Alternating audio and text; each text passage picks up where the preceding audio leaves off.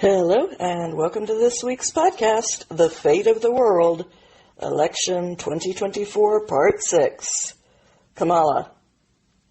If you've been following this election series, then you know I don't mince words. I don't create nuance where there is none just to patronize people, and I don't ignore nuance where it is valid to cater to the other side, either. So, let's get right into it, because there's a lot to cover this week. One of the biggest issues with Kamala Harris's candidacy is that she lied to our faces, the faces of the American people, for 4 long years. She defended the mental competency of a senile man over and over again. And when the evidence of her repeated lies mounted, she resorted to gaslighting and guilting the people, telling them to not believe their own eyes and to be ashamed of seeing what they were clearly seeing. Now, the problem is that she claimed to be closely involved in every major decision of this administration, so if we could see what was happening with much less access to the president than she had, then there is no way that she could have missed it. Worse, to this day, she has chosen to leave him in charge of the most powerful nation on earth, an office that he is clearly not fit for, rather than do her duty to the American people and invoke the 25th Amendment. So the two biggest questions are, if she lied to us for 4 years, then why should we have any trust left in her? And if she has failed to do her duty and put the people first for 4 years, why should we believe that she will fulfill the duties of president if given the chance? Why should we promote her after all of this and put our lives in her hands for the next 4 years? This foundational issue is further complicated by her utter lack of accomplishments. When asked what her greatest achievement as a politician was, she said that it was having made an official visit to an abortion clinic. I'm sorry. I'm going to need more than that from someone who wants to be president. Something more than I've set foot in a doctor's office before. Because if that counts as the qualification to wield power, then I should be dictator of the planet by now. Despite answering every question she's ever been asked on any subject, from the economy to politics, by saying, well, I grew up in the middle class, Kamala Harris is really the daughter of 2 Berkeley professors and grew up mostly in Canada, not in the hood. She moved there when she was 12, where she lived on the top floor of a Victorian home in an affluent neighborhood in one of Canada's wealthiest districts, and began attending private Catholic school. The New York Times reported that her classmates were more divided over who had the trendy brand of jeans than they were over things like race. Despite this, during her campaign, there have been ridiculous comparisons made between Kamala Harris and Ruby Bridges, who was born 10 years before Kamala and was the first black girl to integrate into an all-white school as a 6-year-old. A segregated school in the South, in Louisiana, being compared to Kamala, who was born a decade later and went to school in Berkeley, California, before moving to Canada, where she completed her schooling, is an insult to people who actually suffered real discrimination. Then she went on to Howard University to find herself, in her own words. She eventually became San Francisco's district attorney by being appointed through a personal connection Then she won Attorney General of California by 1 point. Her campaign for Attorney General of California was so bad that she almost lost it to a Republican in California. During this time, she let 1,000 convicted criminals out of jail in California because someone in the crime lab was using cocaine from the evidence locker. So instead of doing the work to go over the evidence and see what, if any, effect this had on cases and retrying cases where need be, she just threw justice out the window and freed them all. 1,000 dangerous convicts. She also refused to seek the death penalty for an M13 illegal immigrant who murdered a man and his 2 sons. Then she reclassified child sex trafficking, assault with a deadly weapon, and rape of an unconscious person as nonviolent crimes. Now she has the gall to claim that she is a tough prosecutor? Next, she had a non-competitive race for the Senate against a fellow Democrat, Loretta Sanchez. There was such massive overspending in her Senate campaign that even Politico wrote entire articles about it. She was ranked as the most liberal senator in the Senate in 2019, taking positions to the left of even her crazy California governor, Gavin Newsom. And that's saying something.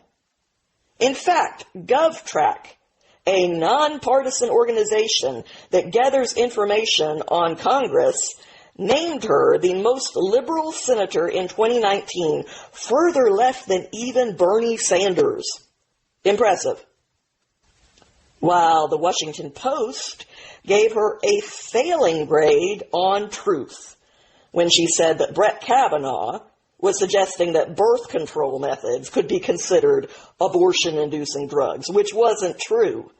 They found that she lied repeatedly about this and gave her 4 Pinocchios, which was apparently only one of many lies that she was the ringleader of telling when it came to several issues involving Brett Kavanaugh. By the way, this record of lying has continued through her current campaign. Even CNN reported that the official Twitter or X account for her campaign is guilty of, quote, repeatedly deceiving the public with false posts. They've even been sued for some of their provably false posts. After becoming senator, she immediately ran for president on her non-existent resume, which caused her to fail so badly that she had to drop out without receiving even a single delegate vote, as compared to Joe Biden, who received 4,000 votes. But Joe Biden said that he would only consider black female candidates for his VP, which left him with Kamala. And in the same vein, it's true that if you were a black woman in a high position and people assumed that you were an unqualified DEI hire, someone put in that position just to check a politically correct box, that would be offensive. However, if the person who hired you openly said that they hired you based on your race and gender in order to check a box, and then others point out that he said that, that doesn't make them racist for pointing out what he said. That makes the dude that hired a person based on their race a racist. And Joe Biden actually said that what he was looking for in a running mate was not intelligence, not experience, not effectiveness, but in his own words, he said that what he was looking for was a black woman. Be mad at him. Don't be mad at me for pointing out what he said. That's racist? I agree. Joe Biden says a lot of racist stuff. He always has. The tired argument that it would be historic to elect Kamala, and that's why you should vote for her, because it would be so historic to have the first black woman president, is beyond weak. The real people out here in the real world understand that someone being a black woman isn't a good enough reason to vote for her and make her the President of the United States. But when you say that, they turn around and say, how dare you suggest that the only reason she's being proposed as president is because she's a black woman? It's the worst game of who's on first ever. And I suggest that, like myself, you simply refuse to play anymore.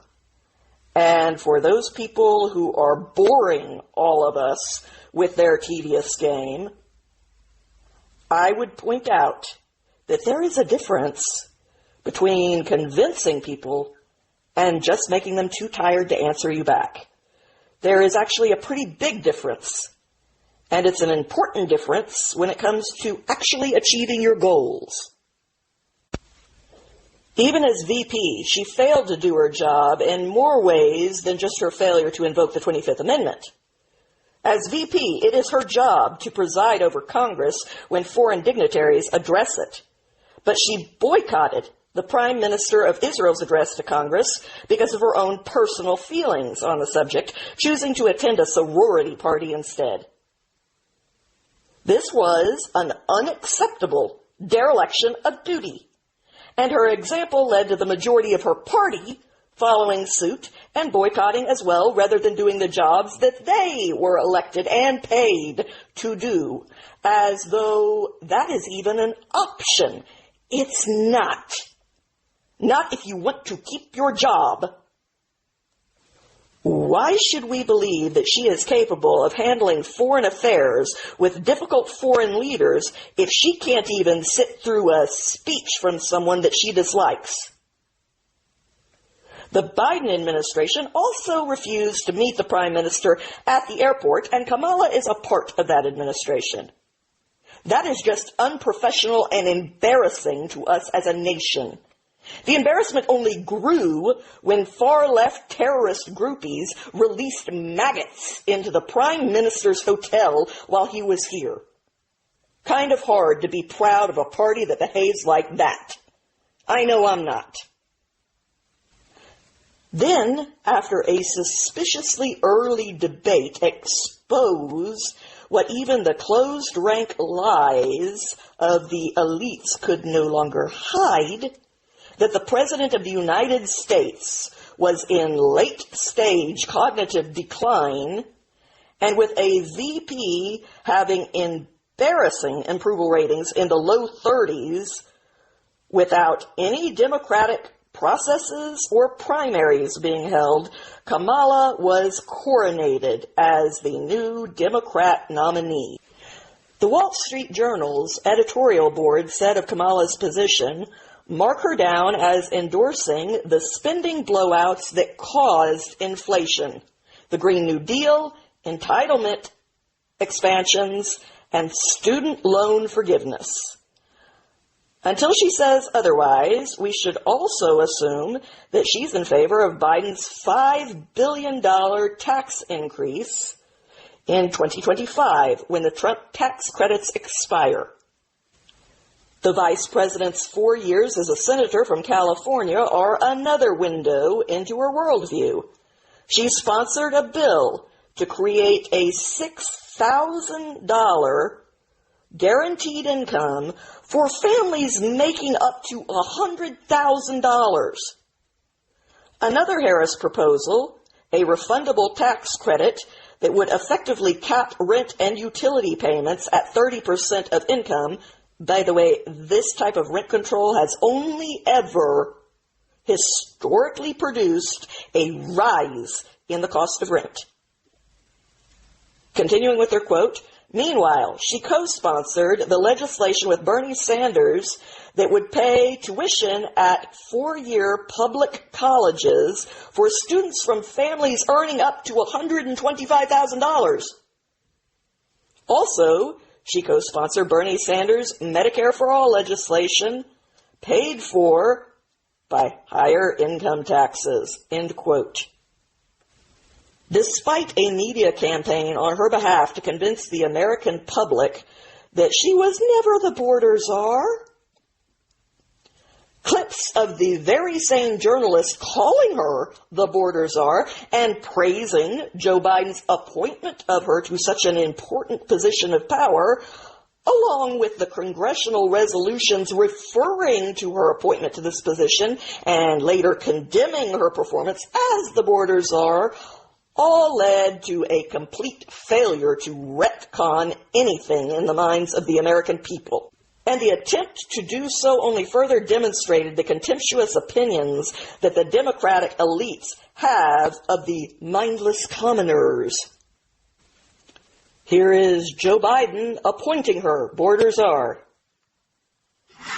I've asked her, the VP, today, because she's the most qualified person to do it, to lead our efforts with Mexico and the Northern Triangle and the countries that we're going to need help in stemming the movement of so many folks stemming the migration to our southern border.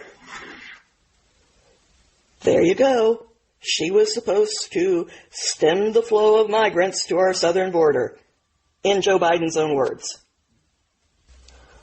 While running in 2020, she went on the record saying she would try to mandate reparations for slavery, something she has recently reaffirmed as her poll numbers began slipping.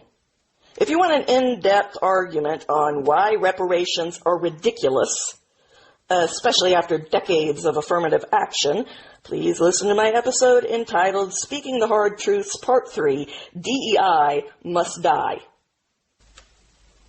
I would only point out, just for the record, that half of my family had not yet immigrated to the United States when slavery was legal here. The other half of my family was here and did live in a Confederate state, where they refused to fight for the Confederacy. So I have nothing to pay reparations for. Kamala Harris, on the other hand, does. She is the descendant of owners of a Jamaican slave plantation. So I will take her conscientious concerns about this matter seriously when she has tracked down every descendant of every slave on her family's plantation and personally made financial restitution to them for how that set them back while putting her ahead. Up until then, 2 words, Miss Harris. After you. But what should we expect except hypocrisy from someone who pushes hard for any harebrained DEI agenda that any idiot on the internet comes up with? As she also pushes for Marxist redistribution. So there's a big difference between equality and equity. Equality suggests, everyone should get the same amount. The problem with that, not everybody's starting out from the same place. So if we're all getting the same amount, but you started out back there and I started out over here, we can get the same amount, but you're still going to be that far back behind me. It's about giving people the resources and the support they need so that everyone can be on equal footing and then compete on equal footing. Equitable treatment means we all end up at the same place. It has to be about a goal of saying everybody should end up in the same place. And since we didn't start in the same place, some folks might need more. Giving resources based on equity, understanding that we fight for equality, but we also need to fight for equity, understanding not everyone starts out at the same place. So there's a big difference between equality and equity. Equality suggests often everybody should get the same thing. Well, that often assumes everybody started out in the same place, as opposed to equity, which is everyone should end up in the same place. People in our country are having an experience that is not equal. For the record, that's not equity, that's communism. Kamala was also for defunding the police, saying, quote, "It is wrong-headed thinking to think that the only way you're going to get communities to be safe is to put more police officers on the street." The stats disagree with her on that. Shortly after this, Chicago gang members outnumbered police officers 10-1. Robert Conte, the Metropolitan Police Chief, said this was because, quote, "We have a shrinking workforce. I have a definitive amount of resources, 200 and some officers less this year than what I had last year." While Portland police said, quote, "About 115 officers either resigned or retired since July of last year. We're looking at the most catastrophic staffing levels we've ever seen before. We're looking at budget cuts to defund us like we've never seen before." Even the news reported, quote, "Here in Austin, police vacancies are nearing 200 and 911 response calls are taking nearly 3 minutes longer." The national news reported a 40% rise in crime in Minneapolis, a 12% rise in New York City, a 28% rise in Los Angeles, and a 271% rise in Portland, saying, quote, "Crime surging in Democrat-led cities that slashed police funding last year." All thanks to the changes that Kamala recommended and fought for, like cashless bail, which she also promoted.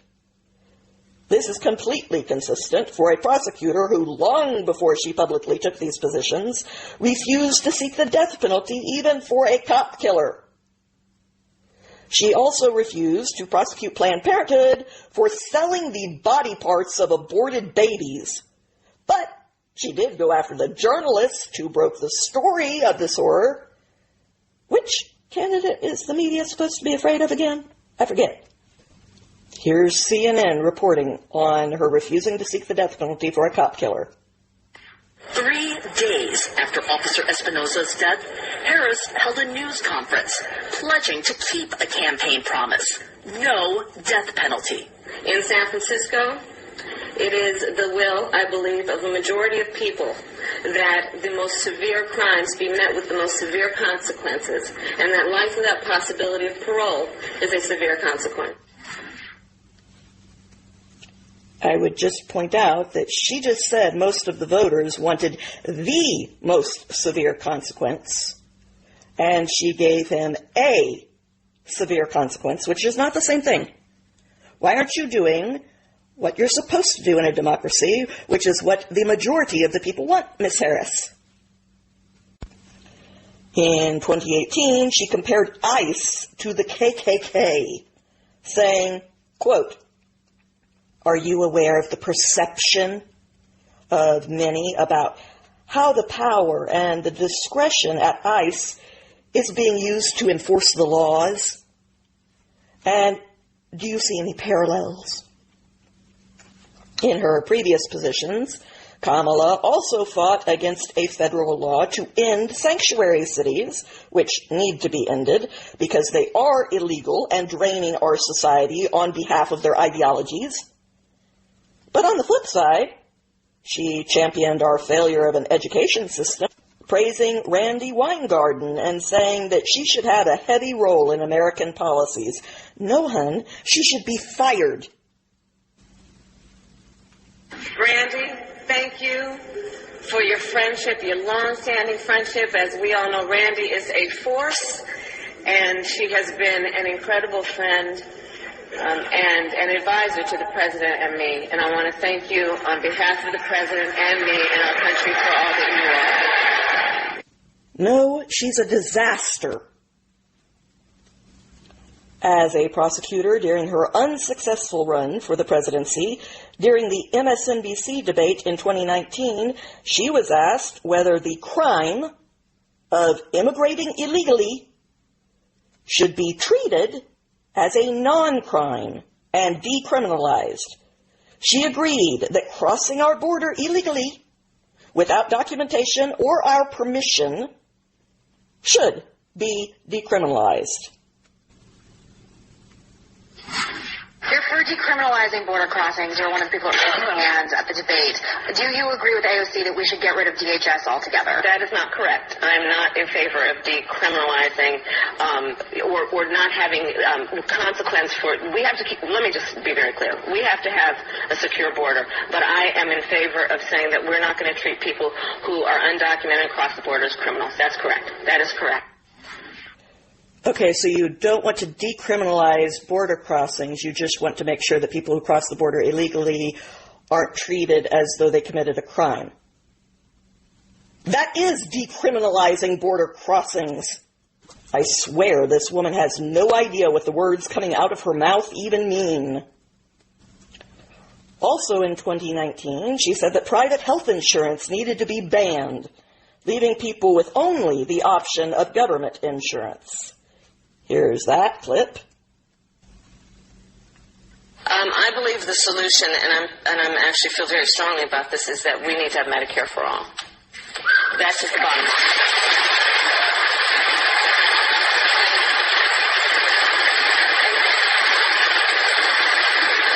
And I'll say this, and this is, I think, why you're also asking this question. What we know is that to live in a civil society, to be true to the ideals and the spirit of who we say we are as a country, we have to appreciate and understand that access to health care it should not be thought of as a privilege. It should be understood to be a right.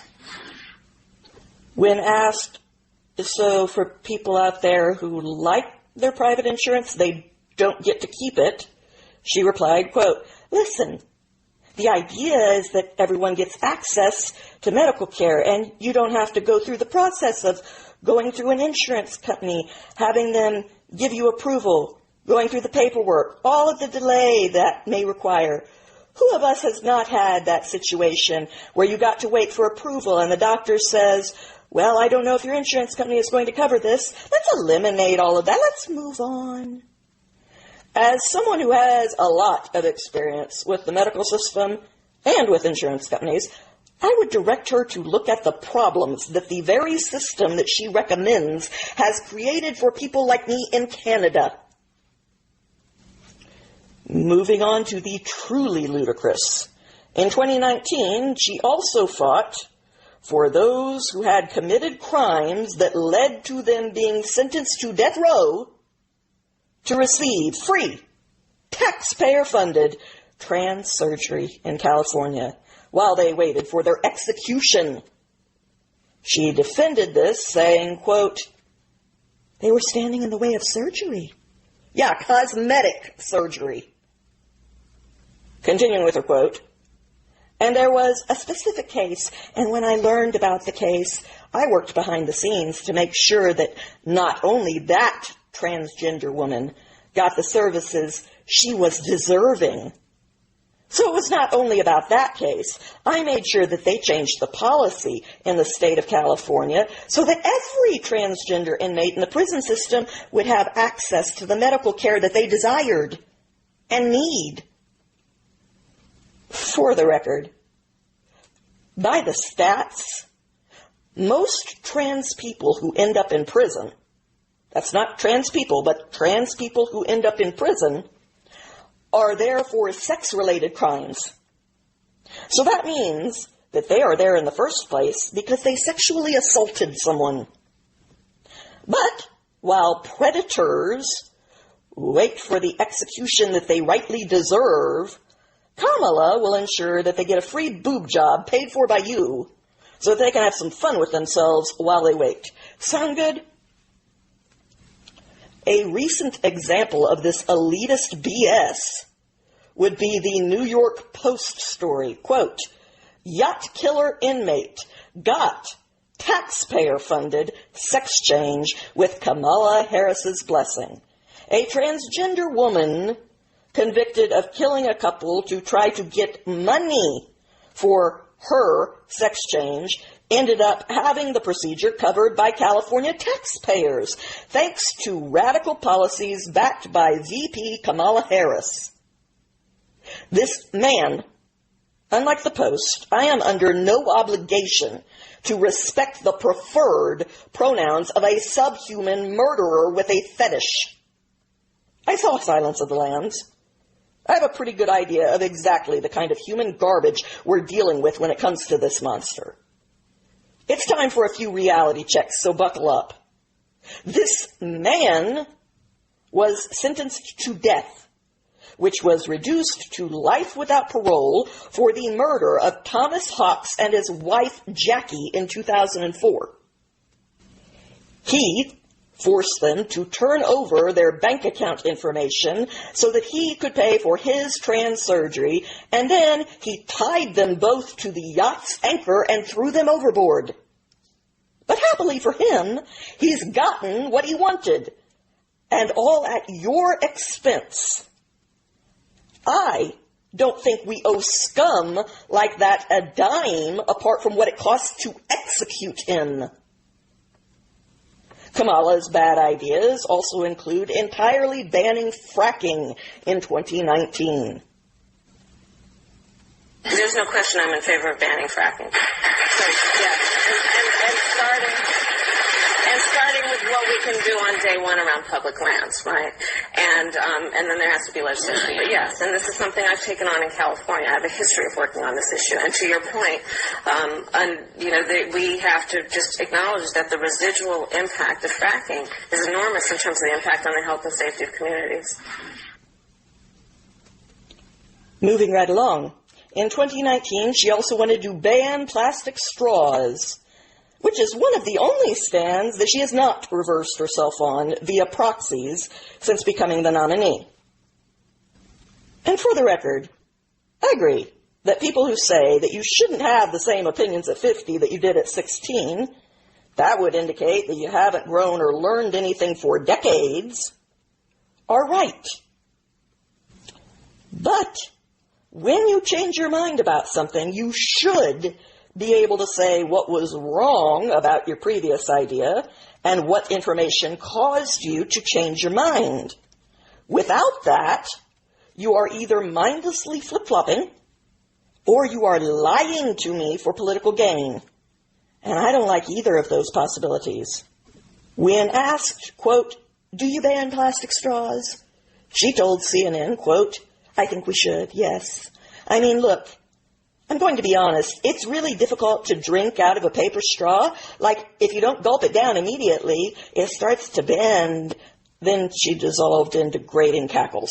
So she acknowledges that paper straws don't work, while insisting that we should be forced to use them anyway, which has basically become the new Democrat Party's position on everything in a nutshell. We know this thing we're pushing doesn't work, but let's force people to do it anyway.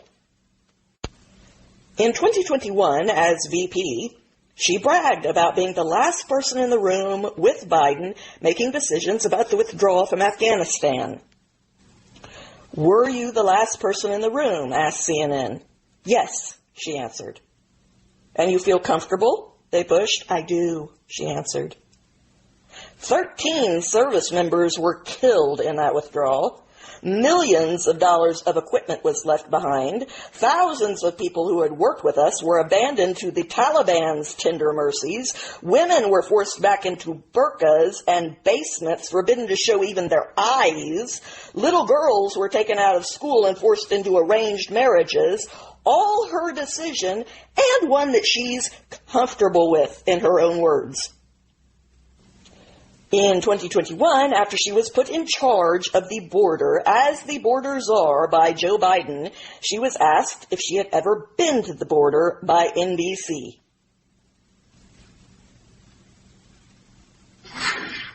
We are going to the border. We've been to the border. So this whole thing about the border, we've been to the border. We've been to the border. You haven't been to the border. And I haven't been to Europe. I don't understand the point that you're making. I'm not discounting the importance of the border. Well, I mentioned it because I know Republicans have certainly come at you on this, but Democratic Congressman Cuellar has a border district has said to you and the president, come. I care about what's happening at the border. I don't want you to care about what's happening at the border. I want you to do something about what's happening at the border. And you've had 4 years, lady, to insist, I've been to the border. We've been to the border. We've been to the border. And he goes, you haven't been to the border. And to answer, and I haven't been to Europe. What? Nonsensical answers have become something of a trademark for Kamala. You may have noticed once or twice. You think you just fell out of a coconut tree? You exist in the context of all in which you live and what came before you. We all watched the television coverage of just yesterday. That's on top of everything else that we know and don't know yet, based on what we've just been able to see. And because we've seen it or not doesn't mean it hasn't happened, but just limited to what we have seen. Do you plan to visit Florida? Not today. But I have before, and I'm sure I will again. Okay. Here's what J.D. Vance had to say about the border. Kamala Harris came into office making promises, and she kept those promises to open the American southern border. They stopped deportations on day one. They stopped construction of the border wall on day one. We see the border wall sitting here, ready to be completed behind us, and that can't happen because of Kamala Harris's administration. He's standing in front of the border wall as he says this because he went to the border. And the border is far from Kamala's only sizable failure in this administration, although it is the most important one. In 2021, Joe Biden addressed the joint session of Congress and put Kamala in charge of providing high-speed internet for the American people, saying, quote, and in the process, it will create thousands and thousands of good-paying jobs. It creates jobs connecting every American with high-speed internet, including 25% of the rural Americans that still doesn't have it. And I'm asking the Vice President to lead this effort, if she would, because I know that it'll get done. In 2024, 3 years later, according to Breitbart, Kamala has made zero progress toward this. FCC Commissioner Chairman Brendan Carr said, quote, Biden and Harris did not connect one American to high-speed internet. This despite devoting $42.5 billion to this project. And not even one American got anything in return. No wonder we're going bankrupt so fast. Idiots are steering the ship. In 2023, Kamala was also still promoting the success of her electric school buses. I only hope I can make it through this quote. Quote, you know what also excites me?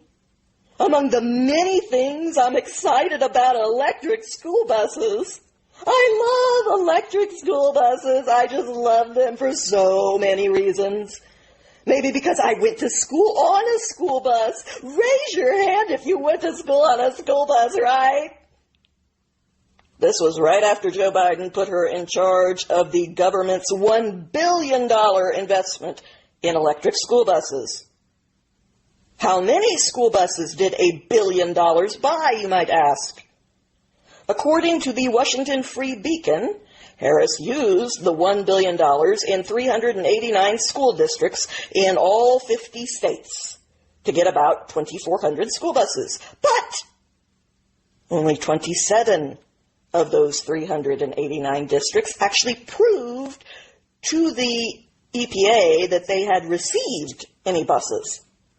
There was a total of only 60 buses that we have proof were received. $1 billion spent on 60 buses. That works out to about $16.7 million per bus. Well done, Miss Harris. She has also publicly promoted mandatory gun buybacks I want to follow up to something you just said there, because you know, I mean, the 94 assault weapons ban, it didn't apply to weapons that were purchased before 1994. Right. What would you do about the millions of, specifically, assault weapons that are already in circulation? What do you do about those? Well, there are approximately 5 million, to your point, Greg. We have to have a buyback program, and I support a mandatory buyback program. It's got to be smart. We've got to do it the right way. But there are 5 million at least, some estimate as many as 10 million.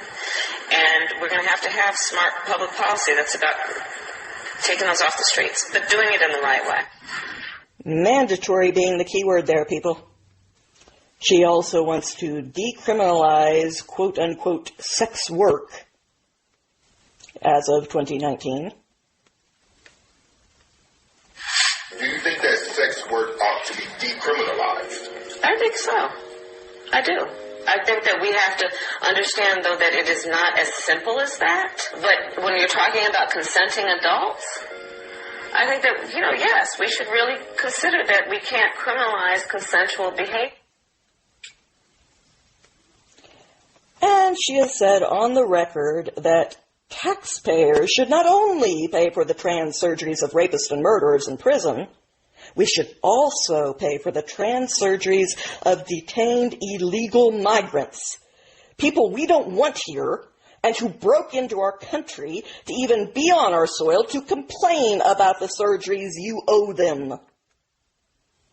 And she has actually said that free speech is a privilege, not a right. No, lady, it's a right. That's why it's listed first on the Bill of Rights. If you are correct, they would have named it the Bill of Privileges. I'll buy you a dictionary so you can riddle out the difference between the two. This one is just pure parody. She actually lectured Americans saying that we weren't allowed to enjoy Christmas because of the plight of illegal migrants. She tried to use an all too familiar and frankly tired tactic, shaming. Quote, and when we sing happy tunes and sing Merry Christmas and wish each other Merry Christmas, these children are not going to have a Merry Christmas. How dare we speak Merry Christmas? How dare we? She is literally the Grinch yelling at the Who's in Whoville. Wow. Does it get more unhinged than that? Then we have a whole other problem regarding the massive spending brought about through the so-called Inflation Reduction Act, which Biden in his senility recently bragged was actually a green bill disguised with a false name. I love how he can't stop himself from saying the quiet part out loud anymore. This bill caused a 50-50 split in the Senate. Kamala cast the deciding vote, causing the stock markets to have massive sell-offs and head towards a crash. And this is not the only disastrous tie-breaking vote that Kamala has cast on issues that have gotten us here over the last 4 years. Let's just listen to the sound of inflation, shall we? This is the sound of inflation, courtesy of Kamala Harris. And then you see a gasoline pump prices increasing. Travel anxiety, courtesy of Kamala Harris.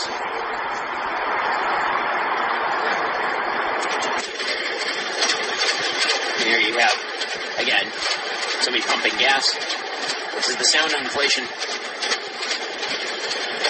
courtesy of Kamala Harris. And it's like this, a lot of this sort of stuff.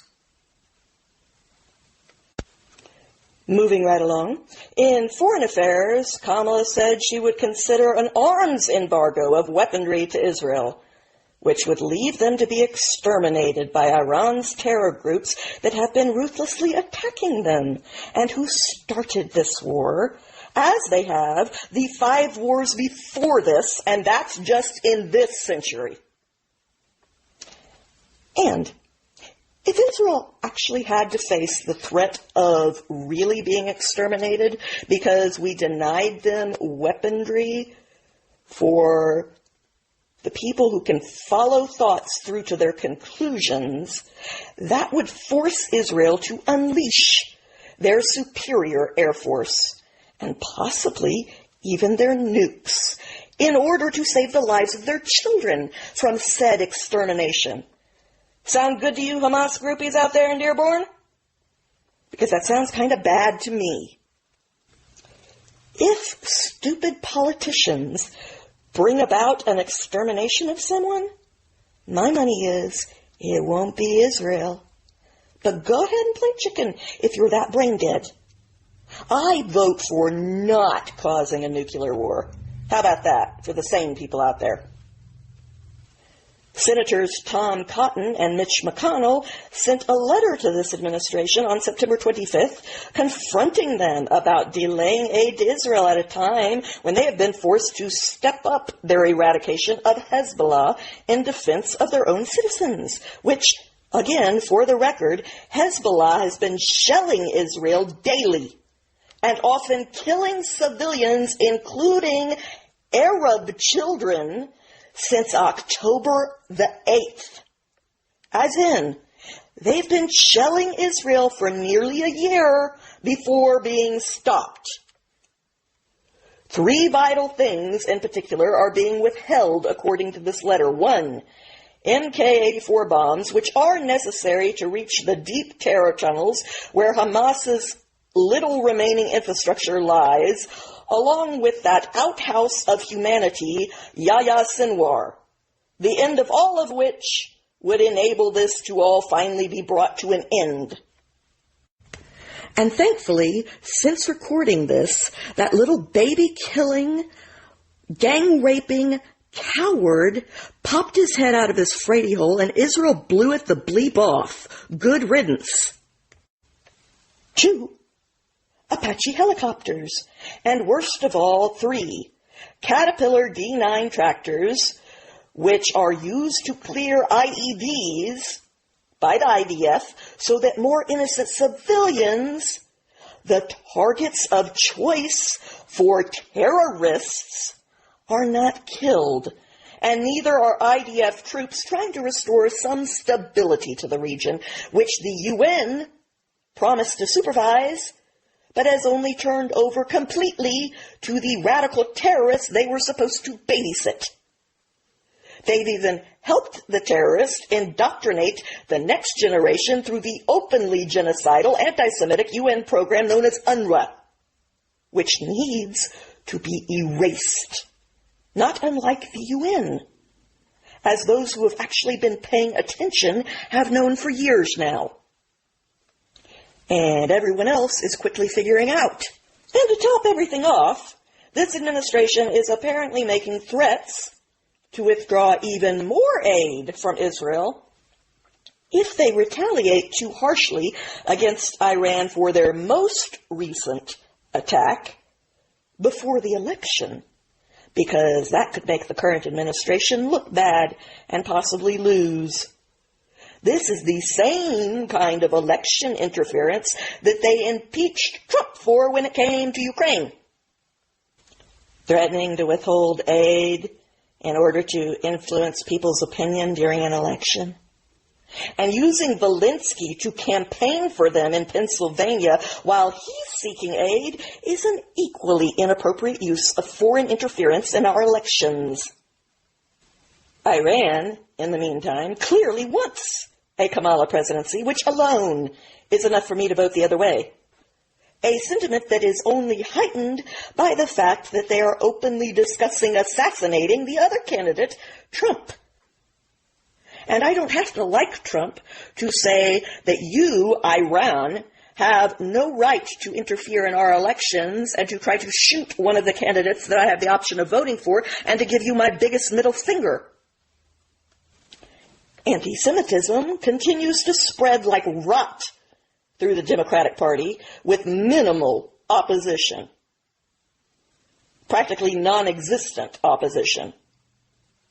Chicago set on a request with 2 applications for Jewish groups to protest in solidarity with Israel while granting permission to several pro-terrorist groups to protest during the Democrat National Convention, where they burned American flags and called supporters of the Jewish people, like me, pigs. Don't you just love the party of tolerance and joy? And J.D. Vance was right. Holding the convention in Chicago at least made it so that Tim Walz could truthfully say that he had been to a war zone. Huh. To please the anti-Semites in her party, Kamala passed over Pennsylvania Governor Josh Shapiro, a Jew and therefore unacceptable, in favor of Minnesota's Governor Tim Walz. This choice alone displays her stunningly bad judgment, as we already covered in the episode 2 weeks ago about him and all the negative baggage he has brought to her campaign. Pennsylvania's Governor Josh Shapiro is being discussed as one of Harris's potential running mates. He also endorsed her tonight. In your view, what are the pros and cons for putting him on the ticket? Well, he's certainly under consideration. I know that from key Harris allies. He's a first-term governor. He's Jewish. There could be some risks in putting him on the ticket, but certainly some of our voters here in Pennsylvania said, hey, we like Governor Shapiro. Give him a look. That's CNN. Just without even flinching. Yeah, he's great. But he's Jewish, so that's against him. Okay, I just didn't realize we were being that way, openly, publicly, and without any shame. But all right. I guess racial discrimination is just the new black. But the media has tried hard to sell these Democrat lemons. I have to give them that. No one could have tried harder than the New York Times, saying that, quote, Miss Harris, a former prosecutor and more relevantly, a black woman, in the unrelenting spotlight of national politics, wears broad-shouldered suits, pearls, and heels. She marshals an arched brow, a studied hand flip, carefully curated sentences. Excuse me? Her wave is controlled, her eyes always fixed on a distant point, her movements smooth. Mr. Walz, who is broad-shouldered, what the actual bleep, is often pictured in T-shirts, white hair slightly rumpled if not hidden under a camo hat. Ah, the hat that was going to bring in all those male votes. Even when he wears a jacket and tie, he tends to look like, well, a flustered high school football coach, red-faced as if he's about to drop a play on a dry erase board. But Mr. Walz's breakthrough over the past few weeks has also been Ms. Harris's. Having struggled for years to get popular traction, she suddenly has the winds of Democratic enthusiasm and hope at her back. Long a mystery to even those who wanted to support her, Miss Harris has become beloved for her big laugh, her dance moves, her mother's coconut metaphor. I haven't heard so many fake orgasms since Meg Ryan starred in When Harry Met Sally. I personally agree more with the sanity of Tony Fabrizio, who dismissed the predictable bump in Kamala's numbers after she became the nominee, saying, quote, the fundamentals of the race, however, stay the same. The Democrats deposing one nominee for another does not change voters' discontent over the economy, inflation, the open border, housing costs, not to mention concerns over 2 foreign wars. Before long, Harris's honeymoon will end, and voters will refocus on her role as Biden's partner and co-pilot. As importantly, voters will also learn about Harris's dangerously liberal record before becoming Biden's partner in creating historic inflation. She cast the deciding vote on the Inflation Reduction Act. The flood of illegal migrants at the border, she's Biden's border czar, and migrant crime that is threatening our families and communities. She set illegals free who went on to commit violent crimes as DA, so while the public polls may change in the short run, and she may consolidate a bit more of the Democrat base, Harris can't change who she is or what she's done. Stay tuned." End quote. And he's been proven right.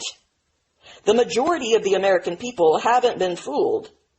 Even her devotees on The View seemed appalled when they asked her, quote, "Would you have done something differently than President Biden during the last 4 years?" And she answered, and I quote, "There is not a thing that comes to mind. I have some thoughts." And this is not the only time that Kamala says that nothing has changed. My values have not changed. There's no question I'm in favor of banning fracking. You know, we have to stay woke. Like, everybody needs to be woke. And you can talk about if you're the wokest or woker. Like, just stay more woke than less woke. What are you laughing at? People who are convicted in prison, like the Boston Marathon bomber, on death row, people who are convicted of sexual assault, they should be able to vote? I think we should have that conversation. What would you do about the millions of specifically assault weapons that are already in circulation? What do you do about those? Well, there are approximately 5 million, to your point, Craig. We have to have a buyback program, and I support a mandatory buyback program. It is outdated, it is wrong-headed thinking to think that the only way you're going to get communities to be safe is to put more police officers on the street. Also says, quote, "Every individual who is a resident of the United States is entitled to benefits for health care services under this act." Not every individual is a citizen, but every individual who's a resident. So you support giving universal health care, Medicare for all the people who are in this country illegally? To illegal immigrants. Very clear about this. I am opposed to any policy that would deny in our country any human being from access to public safety, public education, or public health, period. You can pay for it out of your pocket, lady. Support the Medicare for all bill, I think initially co-sponsored by Senator Bernie Sanders. You're also a co-sponsor. Yes. I believe it will totally eliminate private insurance. So for people out there who like their insurance, they don't get to keep it. Let's eliminate all of that. Let's move on. How dare we speak Merry Christmas? How dare we? And yeah, I am. Good, the Grinch quote. Is my values not changed? Yep, we know they haven't. When it comes to the cultural issues that have left us so divided and antagonistic towards one another as a nation, Kamala pushes for more controversy. You heard her. We have to stay woke. Like, everybody needs to be woke. You can talk about if you're the woker or the wokest, but just stay more woke than less woke. Meanwhile, the economy is so great that the Dow plummeted by 1,000 points on August 5th. And like paper straws, Kamala still preaches the virtues of Bidenomics. Bread costs more, the gas costs more. And we have to understand what that means. That's about the cost of living going up. That's about having to stress and stretch limited resources. That's about a source of stress for families that is not only economic, but is on a daily level, something that is a heavy weight to carry. Yes, I've noticed. Thank you for that heavy weight, by the way. And although that statement was made a couple of years ago, in 2023, she was still telling us how great Bidenomics was for us. Quote, "All that, ladies and gentlemen, and everyone else." Those two categories cover everyone, so I don't even know what you're jabbering about. This is called Bidenomics. This is called Bidenomics, and we are very proud of Bidenomics. I'm glad someone is, because it kind of sucked for most people, lady. It's a big problem that no one in this administration can recognize failure when they see it, or the difference between failure and success. When asked what he wanted his legacy to be, Joe Biden responded, "Well, I cured the economy, And a few other small things. Yeah, you cured it into the morgue, Joe. And he's not the only person who doesn't know what he's looking at anymore. A few months ago, the press secretary said, quote, President Biden's economic plan is working. It's growing the middle class, as you hear us talk about all the time. Which you wouldn't need to talk about it all the time if it was actually working, because then we'd all see it with our own eyes and feel it in our pocketbooks. Continuing her quote, Spur's investment in manufacturing created almost 800,000 jobs in this administration alone, which was later exposed as a wildly inflated lie, even by the media that is clearly on her side. They added 818,000 jobs that this administration didn't create to the figures in order to make it falsely look like less of a failure than it is. And in August, we found that native-born Americans lost 1.3 million jobs, while migrants gained 635,000, because the government is prioritizing migrants' well-being over their own citizens. Continuing with the quote, and infrastructure and outperform other countries, that's what the president has been very focused on. Record stock market highs under President Biden are good for retirement accounts and household wealth, and that is just a fact. And so, which we would never root for a stock market crash or for Americans to lose their jobs. That's something we would never root for from here. But obviously, the stock market, again, is not the economy. But we believe that that President Biden's economic plan is working. Oh, good. It's clearly not working, but you believe it is. Thank you, Cinderella. No matter how your heart is bleeding, if you keep on believing the dreams that you wish will come true. Despite all this joy, Kamala has a record of being extremely difficult to work for.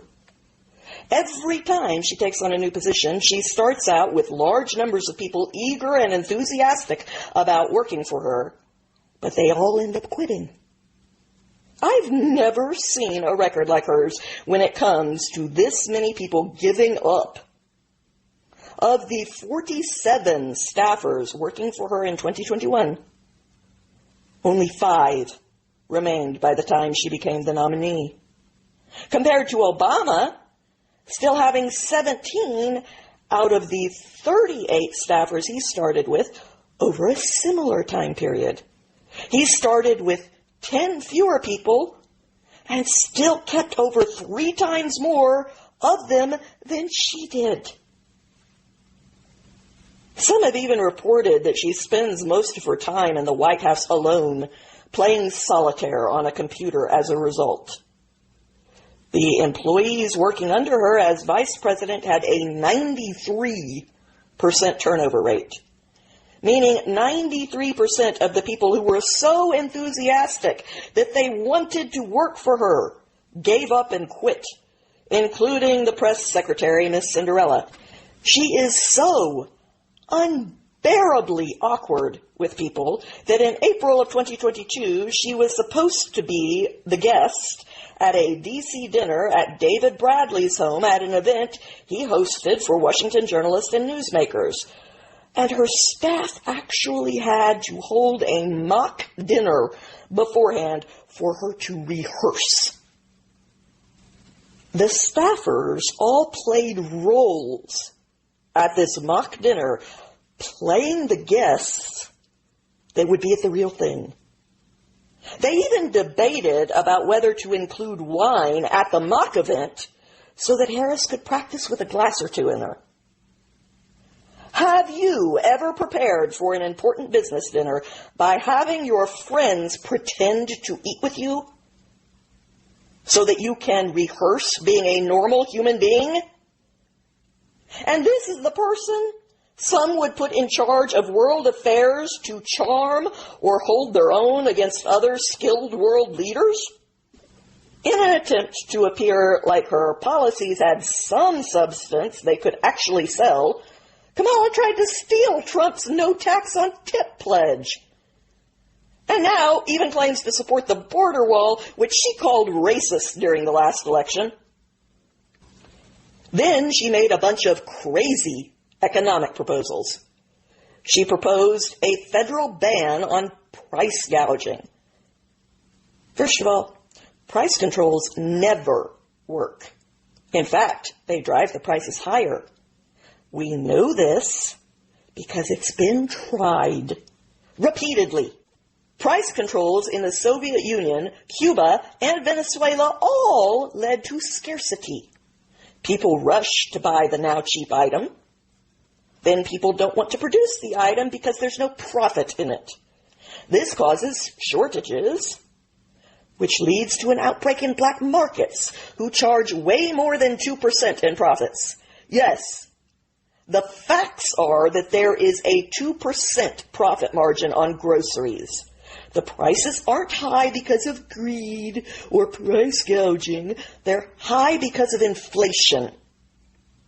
You shouldn't crash things even further by trying price controls when we already know what will happen if you do. You fix inflation, starting with quit printing globs of money that we don't have in order to pay for your out-of-touch ideological political agendas. The best argument that can be made for these admittedly crazy economic plans, which even the Democrats admit are crazy, is that they won't let her actually do any of them. My question is, even if I believed you, which I don't, why should I elect someone who wants to do crazy things? We currently have $36 trillion, which is actually $156 trillion, including unfunded liabilities, in national debt. That first number means that there is $140,000 of debt per American right now. Do you have $140,000? I don't. And Kamala wants to increase that. We are currently adding another $1 trillion every 3 months right now. She wants to increase that too. Things need to be cut drastically, not more spending added on. But Kamala wants to give $25,000 to each of the 1.4 million people who are first-time home buyers. That was originally a $10,000 tax credit, which is different, for 400,000 people. But now that proposal has been ratcheted up even further. And she wants to give away tax credits to new businesses, too. She wants to give every new business $50K. There are 1,000 new businesses that start up every day in New York alone. That's $50 million every day just for New York. And how do you stop people from starting up a business just to get the money and then closing it a week later, Kamala? And we expect more than a cackle for an answer this time. Her proposed parent tax credit also extends to childless people. What? She thinks that the government should subsidize everything in the economy.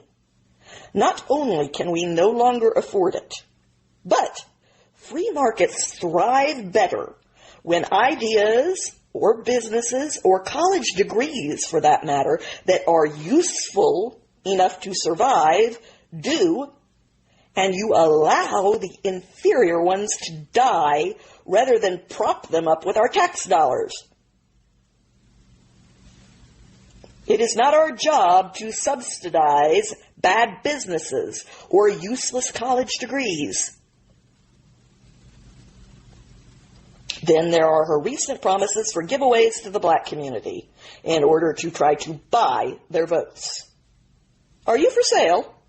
Because she thinks you are. Either way, 1, we can't afford them. 2, the courts will overturn them because giving out financial bonuses to people for which they have to be a certain race to qualify is illegal according to the Civil Rights Act. So she's lying to you. You'll get nothing. And 3, these bribes are insulting if they are considered in terms of what she thinks of you as people. They include 1, provide 1 million loans that are fully forgivable up to $20,000 for black entrepreneurs and others to start a business. First off, if it is fully forgivable, then it isn't a loan. It's flushed down the toilet. Second, whites and Asians obviously need not apply. My great-grandfather told me about signs similar to that when his dad immigrated. Nice to know they're back in style. Support education training and mentorship programs that lead to good-paying jobs for black men, including pathways to becoming teachers. 3, protect cryptocurrency investments so black men who make them know their money is safe. So, if you're white or female, then you have to make a big boy investment, and if you lose, it's on you. But if you're a preferred race and gender, then the taxpayer gets to eat your losses. 4, launch a national health initiative focused on the illnesses that disproportionately affect black men. So, I get taxpayer studies for the illnesses that affect me too, right? Yeah, I didn't think so. And last, legalize recreational marijuana and create opportunities for black Americans to succeed in this new industry. Because that's your dearest and most deeply held dream, black men, according to Kamala, to become dealers. And good news, Latino people. After lying to her own community, she thought she should lie to you as well. So she's now created a list of promises that she never intends to keep for you. Do you feel special?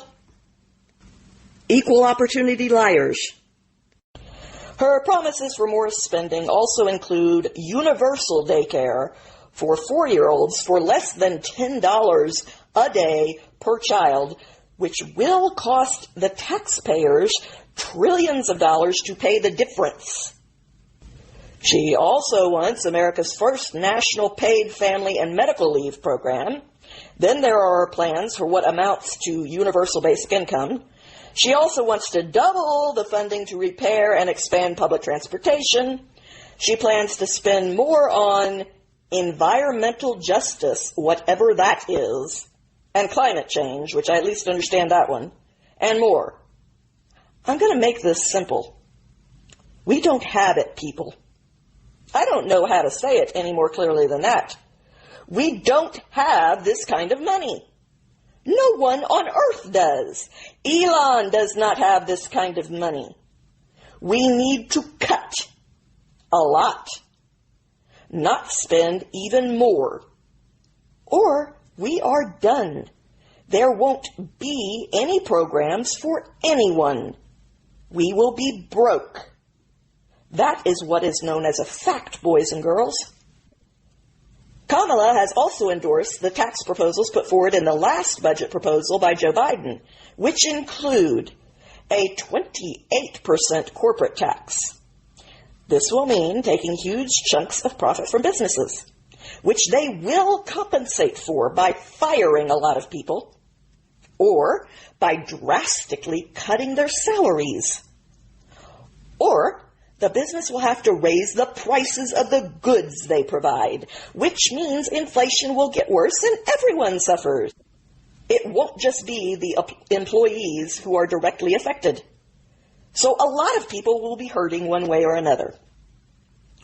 She has also proposed a 44.6% capital gains tax, which means anyone who sells a stock, for example, will immediately owe almost half of their investment to the government. Worst of all, she wants a 25% tax on unrealized capital gains, meaning if you buy a house and the house is worth more in a few years than what you paid for it, you haven't gotten any money because you haven't sold your house. That's what the unrealized part means. But it's theoretically worth more. The government will tax you just to keep your own home that is now worth more, whether you sell it or not. If you bought a home for $200,000 and the next year it was worth $300,000, instead of owing taxes on the $100,000 in profit when you eventually sell the home, you will owe it every time the price goes up, whether you sell the home or not. Meaning you will have to pay the government $25,000 to keep your own home in the example I just gave. And if, after paying that tax, your house value depreciates the next year, it's not like you would get a refund on your unrealized losses, but you will still owe taxes on any unrealized gains. This would be true for 401ks and businesses as well. You would have to pay taxes on your retirement before you ever got a dime of it. And if it lost money later on, you'd never get those taxes back, which you've already paid. If you start up your own mom and pop business, and if it is successful enough to increase in value, you will wind up owing taxes on that value. Meaning, if the government decides your business is worth $1 million, you haven't sold it for $1 million. You don't even have an offer for $1 million for it, but the government decides it's worth $1 million, and you created it from nothing, you will owe the government $250,000 just to keep your own business. That would be far, far more than the profit that $1 million business would bring in. Meaning this tax law will bankrupt about half of the businesses out there, not to mention prevent almost all new ones from starting up. Sound good? What do policies like this lead to in the economy? Well, we don't have to guess. We know. Norway tried this. When they taxed unrealized gains, all the wealthy people stopped investing their money in Norway and they left to go elsewhere, damaging Norway's whole economy. This is what comes of putting people in charge of the economy who have never been a part of the economy. These lifelong politicians have never had a job or created a job. They've never worked for a business or tried to create a business. They've sponged off the taxpayers their entire lives.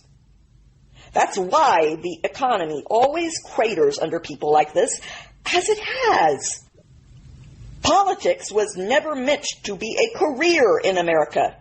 The Founding Fathers intended that they would serve for a while out of patriotism and then go back to living and surviving out in the world they created with their decisions in office.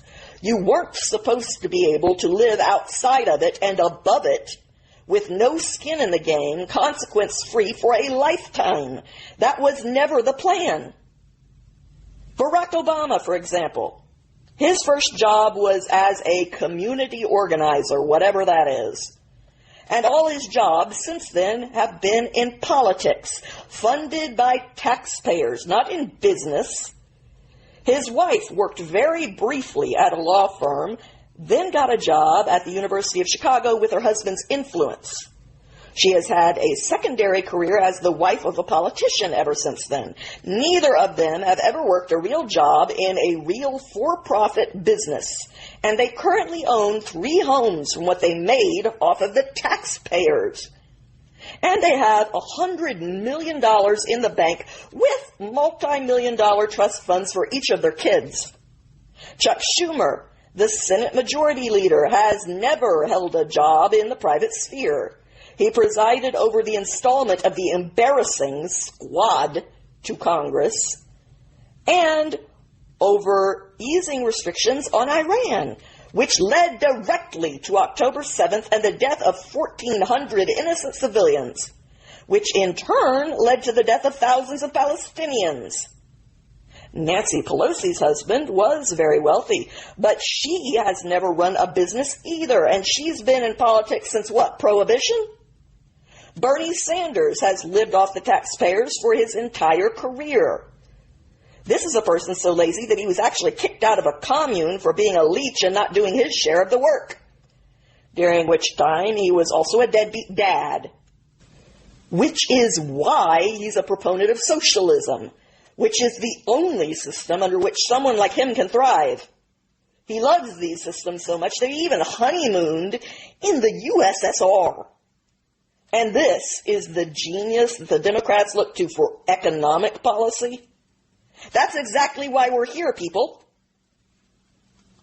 And don't even get me started on Joe Biden, who entered politics before he was even old enough to legally qualify and had to be politically assassinated to get him out.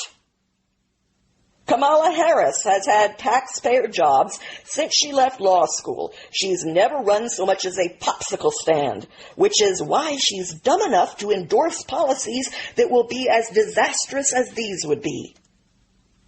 She intends to create $5 trillion in tax increases, including the 28% corporate tax rates and the 44% tax rates on capital gains and dividends, giving us the highest total tax rate on corporate income in the developed world.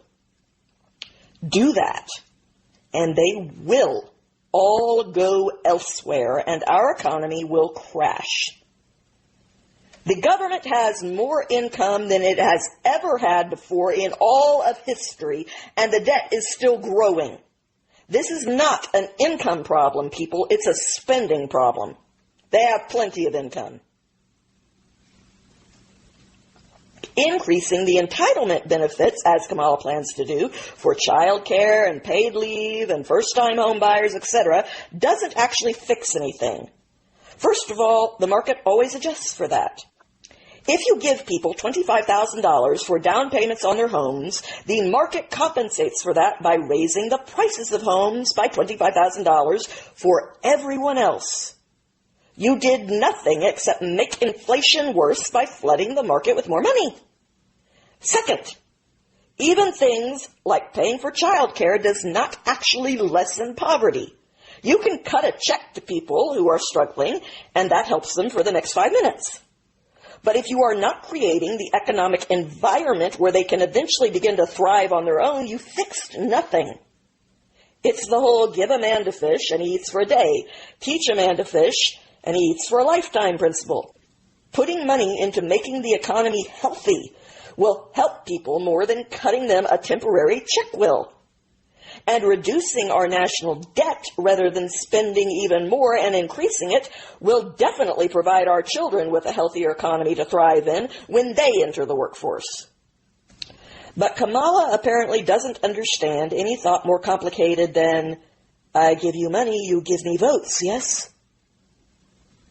You can never go bankrupt as a politician. If you have a bad idea that fails, you just print more money and make the taxpayers absorb the losses via inflation. Or you confiscate more of their money with higher taxes. Which is why Kamala wants to let the Trump tax cuts expire, which will raise taxes to some degree for 91% of all taxpayers. According to Edward Pinto of the Wall Street Journal, quote, a significant feature of Kamala Harris's housing plan is providing first-time home buyers with $25,000 in down payment support. That is a total cost of $100 billion over 4 years. Absent a severe recession, this policy is all but certain to lead to higher home prices. That's because the 4 million program recipients would become price setters for all buyers in their neighborhood. According to the American Enterprise Institute Center, 77% of all homes purchased would be subject to this home buyer tax, causing the price of those homes to increase by 3.6%. Over 4 years, the increase in home prices would cost $175 billion more than the $100 billion cost of the program. The price increases would show up in higher revenue for sellers and act as a wealth transfer to people who are trying to sell, end quote. However, the problem is that if you don't actually increase the supply, then the prices will just continue to go up. And right now, the supply is not going to increase because of all the regulations. And because Kamala Harris and her team of leftist zealots all over the country keep pushing proven idiocies like rent control. If you actually eliminate rent control and remove a lot of the regulations, making it easier to build, thus increasing the supply, that is how you get rent prices to go down. Renters can't charge high prices when you have the option to go elsewhere for a better deal.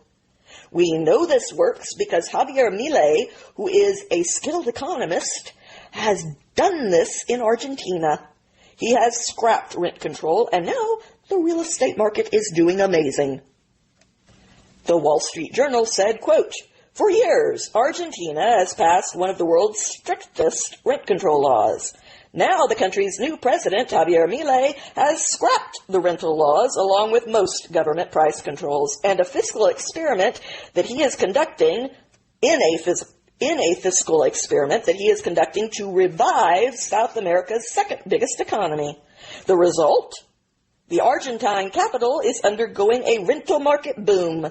Landlords are rushing to put their properties back on the market, with Buenos Aires rental supplies increasing by over 170%. While rents are still up in nominal terms, many renters are getting better deals than ever, with a 40% decline in the real price of rental properties when adjusted for inflation since last October.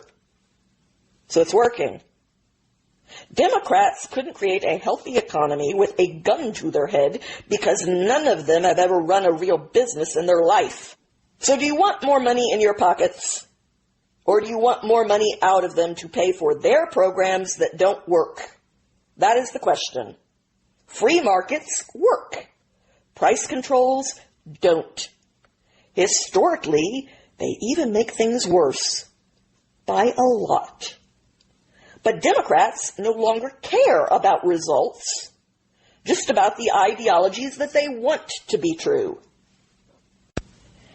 And don't overlook the fact that this is part of their hatred for Donald Trump. They got rich through politics, while he got rich before politics. They want to go on getting rich off of politics, no matter how much it hurts the little guy.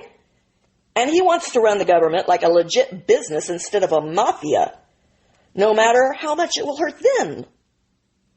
12 of the last 16 years of government and economy has been controlled by Democrats. So I ask you, as Reagan did, are you better off than you were in the 90s or 2000s? Are you even better off than you were 4 years ago at the start of COVID? J.B. Pritzker, the governor of Illinois, born into wealth, who owns the Hyatt hotel chain and used that money to fund his campaign as governor, who bragged about being richer than Donald Trump at the DNC, said, quote, "Donald Trump thinks we should trust him on the economy because he claims to be very rich. But take it from an actual billionaire, Trump is rich in only one thing, stupidity." The idea seems to be that people who create businesses and therefore jobs, who earn money and boost the economy, are bad, and taking more than they need, while the people pointing a gun at them and taking their money to fund their own failing political ideas are somehow noble and good for the little people. It makes no sense when you stop and think about it. And best of all, these people, the ones with the bad policies and tax collectors, are never responsible for their bad ideas and policies or the consequences they have on us, as long as the people vote them back into power because of their pretty words and fear-mongering. This November, we can choose a brighter, a fairer, a freer future, or we can relive the dark night of Trump's American carnage. Ooh, scary. Ghost story. Boogeyman. Will move America forward. Kamala Harris. This is the pitch they're reduced to. Look, I'm a realist, so I know that some people will fall for it. They do it well. I'll give them that much. Not him, but some of the more higher functioning ones. But I optimistically think that most people are too smart, at least instinctually, to buy this. And if I'm wrong, then to quote H.L. Mencken, democracy is the theory that the common people know what they want and deserve to get it good and hard. Kamala's other agendas include getting rid of the filibuster, imposing term limits on the Supreme Court, nationally mandated ballot harvesting, no voter ID nationally, same-day ballot access, where you can walk up, register, and vote all in the same day without any verification required. She wants pre-clearance for every red district in America. She wants to give mass amnesty to between 10 and 15 million illegal immigrants who came in under Biden. It actually said this under their comprehensive immigration reform plan to create, quote, a pathway to citizenship via mass amnesty. They also want to make Washington, D.C. and Puerto Rico into states so that they can add 2 more senators from each of those states who will be Democrats by the demographics, giving them a permanent majority and thus permanent control in the Senate. Between their plans to restructure the entire government, their economic plans, and their agendas to enshrine trans reforms into Title IX laws, and legalize unrestricted abortion through birth, are you really willing to sign up for 4 years of this insanity? By the way, 25 abortions were committed at the DNC's free abortion and vasectomy event. And that was just by day 2. Can you feel the joy? And that's a comment on them, not on abortion. I personally don't believe in abortion. I don't think that it is a fundamental human right because it involves more than one human being, both of which have rights that might be at odds with each other, so it's complicated. But if you find yourself in the sad situation of having to make that decision, most normal people consider it a private thing. They don't wait until a political convention so they can celebrate their sad situation with a party. That's not normal, whatever you believe about abortion. All said and done, Kamala's plans are the most radical agenda ever put forward in American politics, just as a matter of recorded fact. Yes, they call the right radical. James Lindsay, a professor who studies left-wing theory, coined the phrase, the iron law of woke projection, to describe how this new far left accuses the right of being everything that it itself actually is. Like when they say Republicans will weaponize the justice system to get vengeance on their political opponents, while they actually have already weaponize the justice system against their political opponents, and not just with Trump. They locked up anti-abortion protesters with longer sentences than most people get for rape just for peacefully protesting. You can go see the videos yourself. They were singing hymns entirely peacefully. And even if you're pro-abortion, there's no guarantee that the next thing you want to protest won't meet with the same results. Kamala was a failure as a DA, who was made into a failure of an attorney general, who failed up at being a failing senator for an entrenched blue state. And look where that has gotten them. Then Kamala received 0 delegate votes in her run for president, but was selected as the failing VP for her color and gender. Joe Biden's words, not mine, take it up with him. She was so bad at every job she was given as VP that a few months ago the talk was about dropping her from the ticket, saying that she was more of a drag on it than even Biden's senility was. And this is now the presidential nominee who got here, still without ever having received a single vote, all by rigging the election and having Biden drop out after it was too late to hold primaries, even though they knew he was senile for years before that, and all because they knew she could never win a primary. How did they know that? Because she tried in the last election and got 0 votes. Biden got 4,000. Then at her DNC convention, according to Yair Rosenberg, a staff writer for The Atlantic, the anti-Semitism at the Democrat National Convention was so bad that, quote, Jewish events at the Democratic National Convention had to be held at undisclosed locations under heavy security to protect them. Something that was not necessary at the Republican National Convention, and as an independent, I take note of that difference. Where Jewish events were proudly front and center, and the entire party chanted, bring them home, about the American-Israeli hostages. Inside the DNC, protesters cornered Jews and screamed at them. It's on tape, go watch it. And these were Jews from an organization that has no position on the existence of Israel as a state. But they are Jews, so close enough, right? Outside the DNC, pro-Hamas protesters burnt American flags and Israeli flags, called Jews and their supporters pigs, assaulted someone who tried to stop them from burning the flag, then engaged the police unprovoked. Lovely people you got over there. And because I don't want to be tainted with association with those people, that is why you've lost my vote.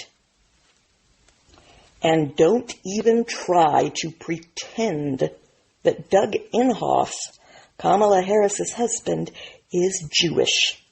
I am more Jewish than that man. Jews, real practicing Jews, don't talk about how their Judaism is reaffirmed every time they go to church on Easter Sunday. He's free to believe whatever he wants to believe, but don't act like he represents Jewish people while he does his own thing. He tried to describe what the Jewish holiday of Purim is about, and was totally wrong. Then he tried to describe what Hanukkah is about, and was totally wrong again. I'm not Jewish at all, but I can tell you accurately what both of those holidays are about.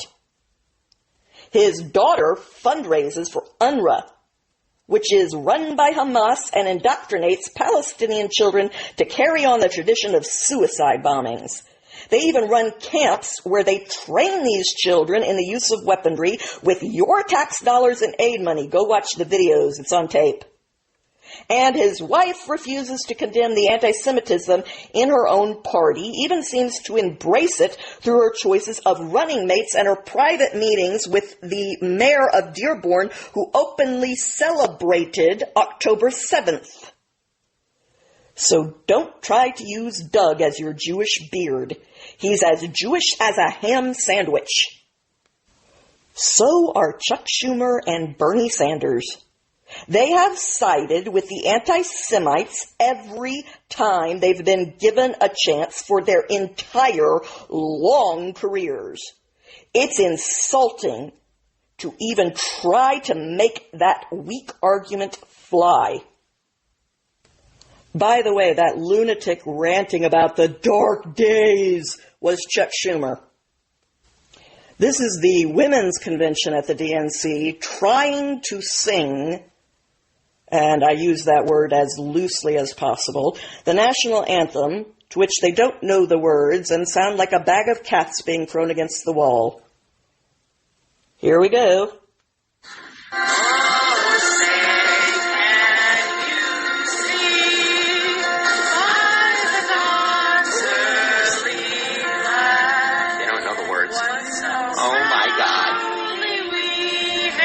Sense.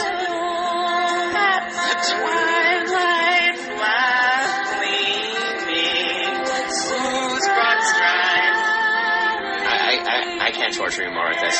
Thank you. Even I don't. Yeah, I don't have the stomach for it either, Ben. They didn't even care enough to put on a better attempt than that. They could have hired a high schooler to do a decent job. We do see all this stuff, despite that goober at your convention saying, we gotta act right for 70 days, people, then we can be as crazy as we want. Yeah, no, we aren't stupid. I know you think we are, but we aren't. We see it all, and I have a very long memory. You may have noticed that. And that's not the only insult being flung in the American people's face. The only interview that Kamala gave during the first month of her candidacy was to her own team. She and her own VP interviewed each other like a bunch of children. That is how fearful they are of their own bad records. They can't even face a media that is firmly on their side. She wouldn't speak to the American people via journalists for the first 6 weeks of her campaign. Trump and Vance did 38 interviews between August and September, while Harris and Walz did one 16-minute softball interview. As of October, Vance alone has done more than 10 times as many interviews as Kamala and Walz combined. Then she tries to make up for this by going on a sleazy podcast as a bad joke. She actually had the level of zero self-respect it takes to go on Call Her Daddy, where they discussed hall passes, frat daddies, and how dumb men are for not knowing how many tampons a woman uses during her period. As though they know what a guy looks for when he buys a jockstrap. But I suppose that is better than the podcast's usual topics of threesomes, faking dirty talk, what to do when your mom finds your nudes, and detailed techniques on oral sex. Have some freaking dignity, Miss Harris. The only serious interview she did before Bret Baier was 60 Minutes, which was so catastrophic, even opposite a friendly, that they edited and rearranged her babbling non-answers before releasing the tape, and they were still pure gibberish even after all that effort. How is she supposed to be able to go toe-to-toe with adversarial foreign leaders when she can't do an in-depth interview with reporters who are openly on her side? She only decided to do her very first adversarial interview 2.5 weeks before Election Day, and only because the polls were clearly showing trouble for her, forcing her to throw some Hail Marys like floating going on the Joe Rogan podcast.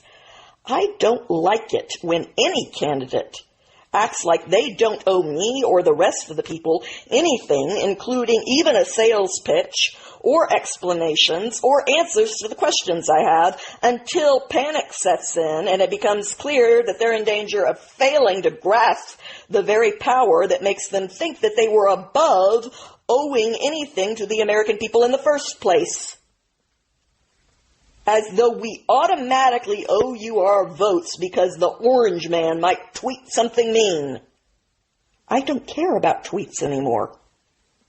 I don't have that luxury. I don't live in an ivory tower. I care about policies when the stakes are this high. And I don't appreciate being patronized by the offered joy instead of policies. You know what? I read history books, so I know the types of propaganda that awful governments full of tyrants used. Quote, "We are warmed by Stalin's affection," was on Stalin's posters, where he was surrounded by smiling children. Spreading the joy to mask detrimental policies is not something that impresses me. He shot people who didn't have sufficient joy and who didn't clap long enough for him. In China, Mao did the same thing. His poster was full of smiling people waving their flag. It said, quote, "Mao's words bring joy." The Nazi posters read, quote, "Strength through joy." They even had a Strength Through Joy program which provided free money for you to take vacations or go to the movies, etc. if you enlisted in the Kraft durch Freude or Strength Through Joy program. Don't look over here at the SS and Auschwitz. Look over here at the joy. In Brave New World, a novel about a dystopian future, the centralized government hands out drugs to keep people happy and guarantees sexual promiscuity. The main thing they forbid is personal bonds, especially in the form of familial relationships. The goal is to feel nothing strongly. The slogan of this fictional world was, quote, "Everybody's happy now." So you can keep your joy. I'll find my own. When people have to tell you to be happy, rather than you just naturally being happy as a result of good policies that are creating a good life, then the policies weren't any good, and you should be worried, historically speaking. Dictators do not rise to power with menacing scowls and threats, or they'd never make it to power. They always come in with smiles and promises of utopia. They will fix all your problems. Just give them more control over more things. I'm not impressed with the joy. I want real changes, and I'm an adult who can handle the harsh truth. I've had to my whole life, as I'm sure most of you have had to. Because what we've gotten so far is unacceptable, period. We got 40-year highs in inflation. We got a 43% rise in violent crime. We got a 58% rise in rape. We got an 89% rise in aggravated assault. We got a 56% rise in robbery. One of the BLM rioters that Kamala bailed out, Sean Michael Tillman, a repeat offender, shot a Minnesota man in the head 6 times. Crime is up. The FBI stats for 2022 were exposed recently as wildly, possibly even deliberately deceptive. The new stats show 80,000 more crimes than the year before. There were 1,699 more murders. There were 7,780 more rapes. There were 33,459 more robberies, and there were 36,091 more aggravated assaults. If they lied about the 2022 numbers, and by a lot, why should anyone believe their 2023 numbers, especially against the evidence of our own eyes? They said crime fell by 2.1% when it actually rose by 4.5%. That's nearly a 7% difference, which has probably grown again this year. All total, they missed around 8,000 rapes, 33,000 robberies, 37,000 aggravated assaults, and 1,700 murders than they reported.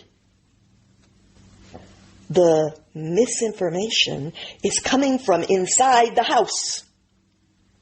Keep destroying all the trust and see where it ends for you. Didn't work out well for the boy who cried wolf.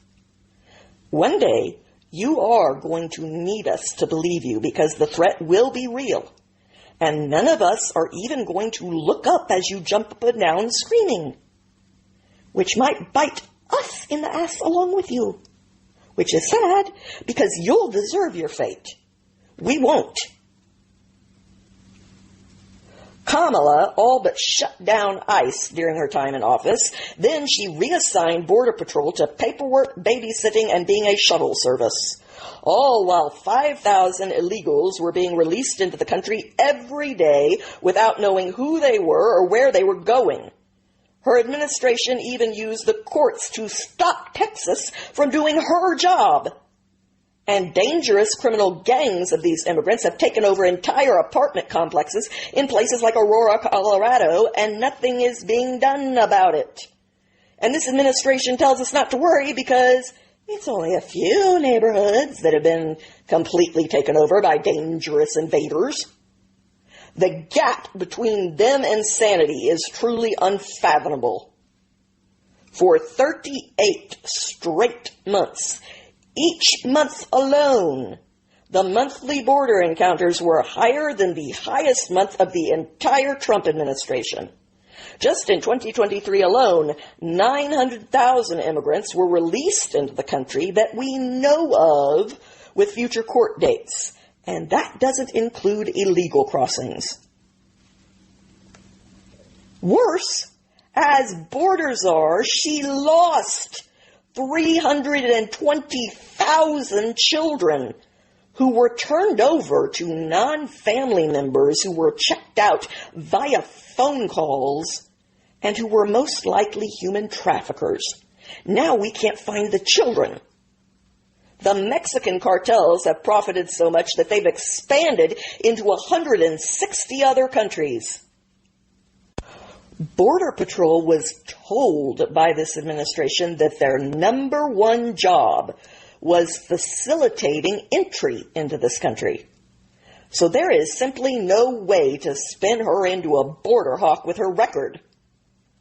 Plus, she wants to spend more money that we don't have on machines to scan for fentanyl at ports of entry.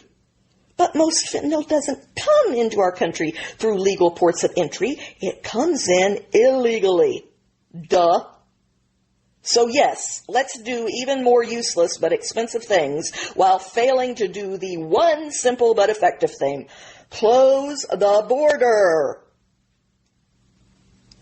In the first 5 weeks of her nomination, she flipped positions on building the border wall, which she previously called a, quote, medieval vanity project on tape.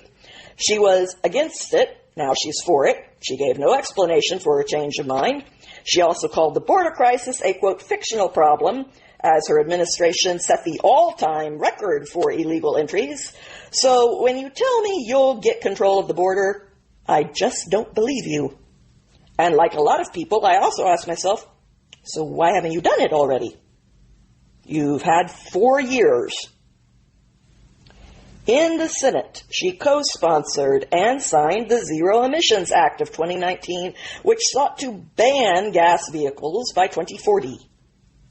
She was for her electric vehicle mandate. Now she's against it. No explanation. She opposed increasing the number of police on the streets. Now she's in favor of it. No explanation. Just about the only position she hasn't flipped on without any explanation is that she still wants to ban plastic straws. Even CNN covered her written positions, which she verbally confirmed while running in 2019, to see to it that we, 1, end immigration detention, 2, taxpayer-funded gender care and transition surgeries for detained immigrants. 3, slash immigration detention by 50% and close all family private facilities. 4, decrease funding for ICE. 5, end ICE detainers. While Ben Shapiro had his own list, advising Trump to use these 9 deserved sucker punches on Kamala in the debate. He didn't, but they're still true nonetheless. 1, she's scared. She's been running away from the questions, even pretending to be on calls over her earphones to avoid media questions because she doesn't know what she stands for. It changes by the minute without any explanation. 2, she's the incumbent. Who is responsible for the current conditions? She's the current VP. Every promise she has made to change something, what are you waiting for? You're in power right now. She said that she was the last person in the room making decisions for the withdrawal from Afghanistan. She is the border czar. She cast the deciding vote on the Inflation Act, etc. Why aren't you fixing it all right now? 3, she's a liar. Why should we trust you when you did and still are lying to us about Biden's mental fitness? And if he really is fit, as you are still saying he is, then why are you running instead of him? 4, she's incoherent. Her babbling, nonsensical answers are as disturbing as Biden's senility and always end in embarrassing and annoying cackles. Trump said of Biden, I don't know what he just said, and neither does he.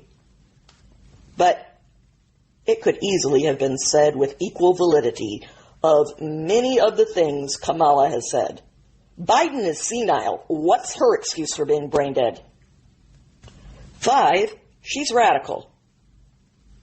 She was ranked the farthest left Democrat candidate running in 2020 and got no votes. She was the furthest left senator in the Senate. She's lying about changing positions on everything, her fracking ban, her gas-powered cars ban, etc. She's for decriminalizing illegal border crossings and stopped a crackdown on sanctuary cities. She wants to tax unrealized gain, which even her own side admits would destroy the economy. She supports reparations, redistribution, is pro-abortion till birth, pro-transing of minors, pro-defunding the police. All of her positions make her the most radical candidate in every way in history. There's just no escaping that. 6, she's weak.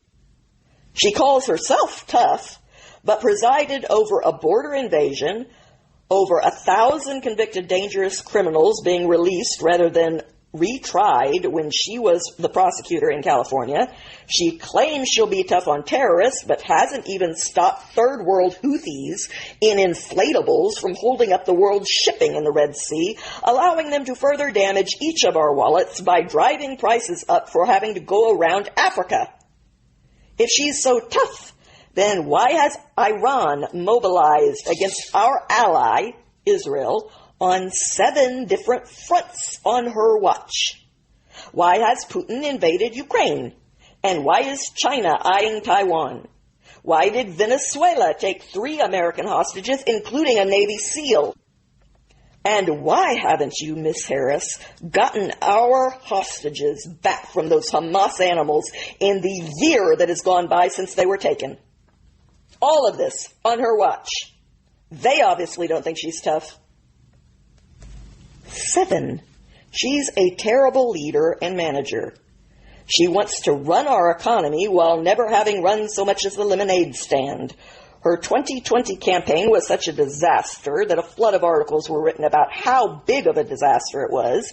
She had to drop out before getting to her home state. She nearly lost her attorney general election to a Republican in California. And she can't keep any of her staffers.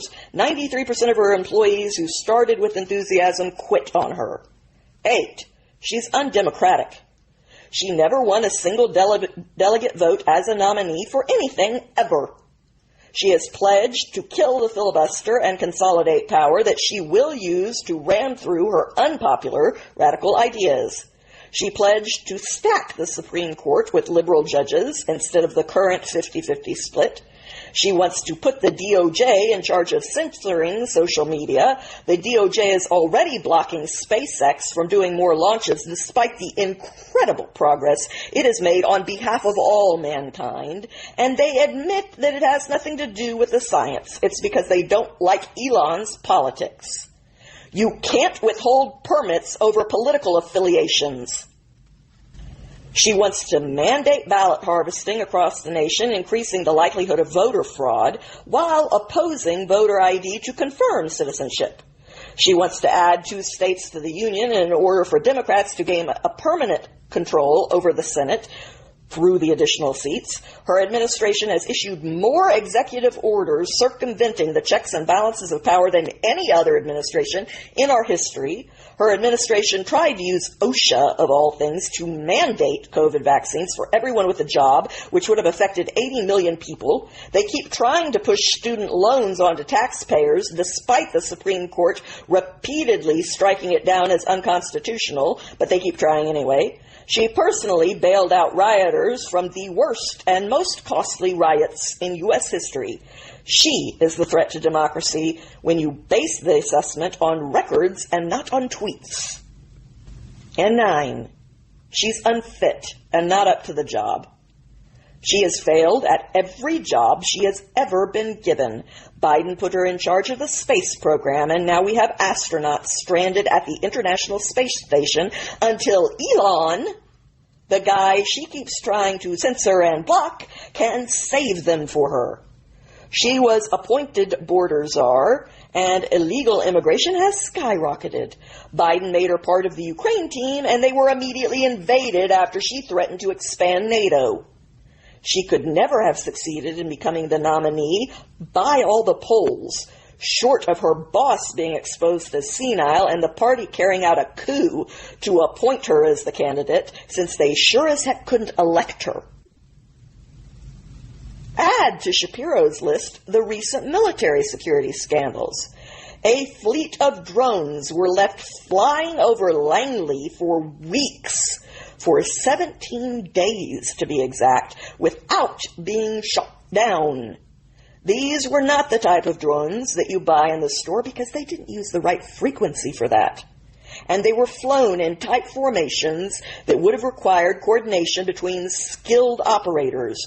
Drones spied on SEAL Team 6 and a nuclear site. They have spied on the site where we build nuclear submarines, which they photographed, and these photos were intercepted as the spy boarded a plane for China. Then there's the recent hurricanes. FEMA went broke during Hurricane Helene after the Biden administration spent $1 billion of their disaster funds on, wait for it, services for illegal migrants. So the American president and vice president, who can't seem to remember which people they actually work for, who were elected by Americans to take care of Americans, stole American money and gave it to people they aren't responsible for without our permission, leaving the people they are responsible for SOL. And you think I'm going to re-elect that? Boy, do you have a wake-up call coming. And after spending $5,000 per every Ukrainian in Ukraine while leaving our people vulnerable, causing the American victims of Helene, who have lost everything, to get a max of $750, I think I'm justified in telling you that I think your priorities are completely backwards. When foreigners get more than 6.5 times the help from the American government than Americans get from their own government, out of the money that Americans worked for and paid in taxes. And FEMA is equally to blame. They paid for 5-star hotels while they played on their laptops after the Maui fires, rather than paying for Motel 6s and spending the money on what it's for. FEMA is understaffed and, according to them, has new priorities. According to FEMA's own web seminar, quote, the shift that we're seeing right now is a shift in emergency management from utilitarian principles where everything is designed for the greatest good for the greatest amount of people to disaster equity, unquote. Meaning, let's stop doing our job in the way that helps the most people and instead waste our time, money, and efforts doling out disaster relief by prioritizing people according to race, even if that means that we help fewer people in the end. And we've seen the results of this thinking. And that's all before we get to Hurricane Milton. This is exactly the kind of wasteful organizations that Elon Musk needs to scrap from the government. If that is not the definition of a bourgeois elitist dictatorship that is traitorously abdicating its true responsibility to its own people while it fulfills its own priorities with the people's stolen money, I don't know what is. And let's be real clear. One small riot at the Capitol 4 years ago, insignificant by BLM standards, is not going to outweigh this list of betrayals, no matter how much I also disapprove of that riot. I frankly don't even care anymore whether this is happening because of maliciousness or just unimaginable incompetence, because the results are the same and I'm not accepting it anymore. And hopefully enough Americans feel the same way to vote you all out. And I think they do. Although if that happens, I'm sure they'll resort to the oh-so-creative, I guess that just shows how many racist and bigoted MAGA people there are in this country, rather than considering any of the realities that we covered in this series. The problem is, their lazy explanation no longer bothers me, so long as they're put out and put out hard. But the good news going forward is that even though FEMA is broke and Americans can go to hell as far as their government is concerned, we are going to still send $150 million to Lebanon soon.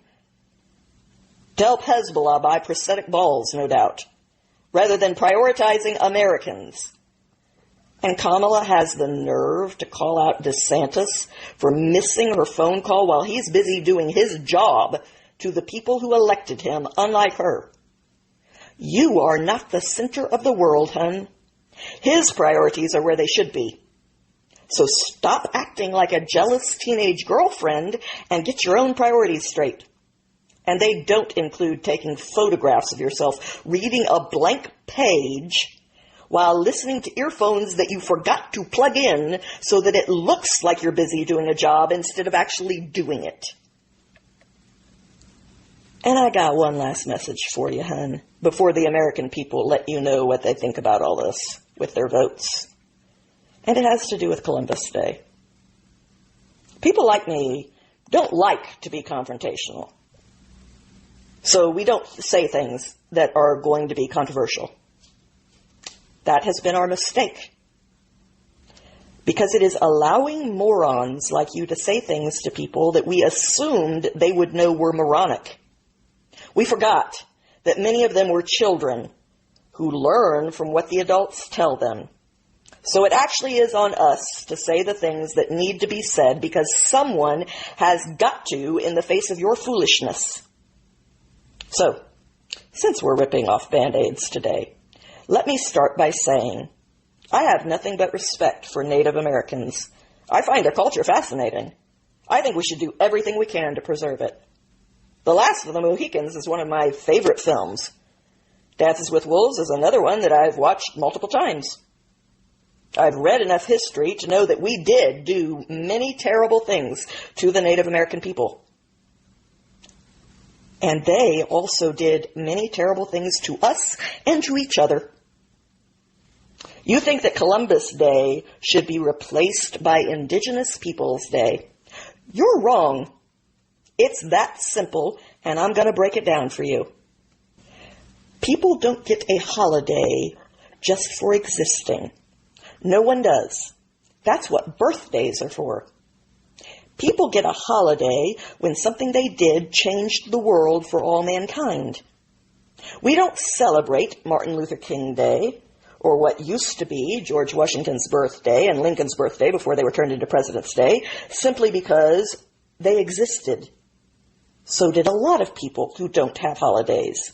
They get a holiday because they led the civil rights movement, founded our nation, the greatest country in the world, and freed the slaves so that we finally became a land where all men were created equal. So why does Christopher Columbus deserve a holiday? I'm glad you asked. Because he discovered half the globe. Because neither you or I or anyone else in North America would be here if he didn't exist. We wouldn't be alive. Someone else would have found North America eventually. But that would mean that your ancestors and mine would not have immigrated when they did and met and had you or anyone else. Likewise, the people in the old world would all be living under Hitler's Germany right now if Columbus had not discovered the New World when he did, allowing the United States to become a country when it did and grow to be a big enough country to help win World War II. Yes, we could not have won World War II without Russia. That is true. And likewise, Russia could not have won it alone without us. Was Christopher Columbus perfect? No. But he was pretty frickin' impressive compared to you. No human being is perfect, least of all his infantile critics. He was a product of his times, which was barely past the Dark Ages. You don't criticize a caveman in the Stone Age for not being a feminist nuclear physicist unless you're painfully stupid. So, now that we've covered why Christopher Columbus does deserve a holiday, we might as well rip off the entire Band-Aid and cover why indigenous people don't. As I said, I respect Native Americans, but you don't get a holiday just for existing. You have to have contributed something to mankind. The reality is that while Europe was going through the Renaissance, Native Americans were still living in the Stone Age. That is just a fact. However unpopular it may make me with a group that is allergic to the truth. They were centuries behind the rest of the world. Did bad things happen after Europeans arrived? Yes, they did. Should those bad things be taught truthfully? Yes, they should.